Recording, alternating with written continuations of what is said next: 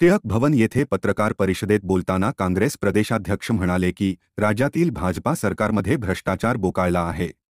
DBT योजनेतून शेतकऱ्यांना कीटकनाशके, स्प्रे पंप, औषधे दिली जातात, पण त्यात 2,700 रुपयांच्या स्प्रे पंपची किंमत वाढवून 4,500 रुपये करण्यात आली। इतर वस्तूही वाढीव दराने खरेदी करून भ्रष्टाचार केला। या योजनेत बदल करायचा असल्यास कॅबिनेटची मंजुरी लागते असे कृषी आयुक्तांनी निदर्शनास आणून दिले असता त्या कृषी आयुक्तांचीच बदली करण्यात आली। या योजनेतून 11 लाखांपेक्षा जास्त शेतकऱ्यांना लाभ झाला असता, पण भाजपा सरकारने भ्रष्टाचार करून शेतकऱ्यांच्या तोंडाला पाने पुसली।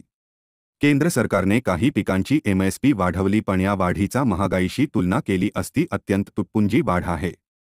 महागाईच्या दराप्रमाणे ही एमएसपी वाढ नाही।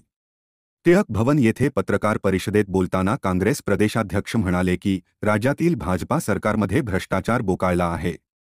डीबीटी योजनेतून शेतकऱ्यांना कीटकनाशके, स्प्रे पंप, औषधे दिली जातात, पण त्यात 2,700 रुपयांच्या स्प्रे पंपची किंमत वाढवून 4,500 रुपये करण्यात आली। इतर वस्तूही वाढीव दराने खरेदी करून भ्रष्टाचार केला।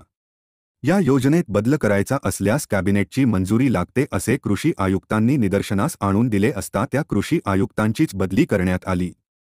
या योजनेतून 11 लाखांपेक्षा जास्त शेतकऱ्यांना लाभ झाला असता, पण भाजपा सरकारने भ्रष्टाचार करून शेतकऱ्यांच्या तोंडाला पाने पुसली। केंद्र सरकारने काही पिकांची एमएसपी वाढवली, पण या वाढीचा महागाईशी तुलना केली असती अत्यंत तुटपुंजी वाढ आहे। महागाईच्या दराप्रमाणे ही एमएसपी वाढ नाही।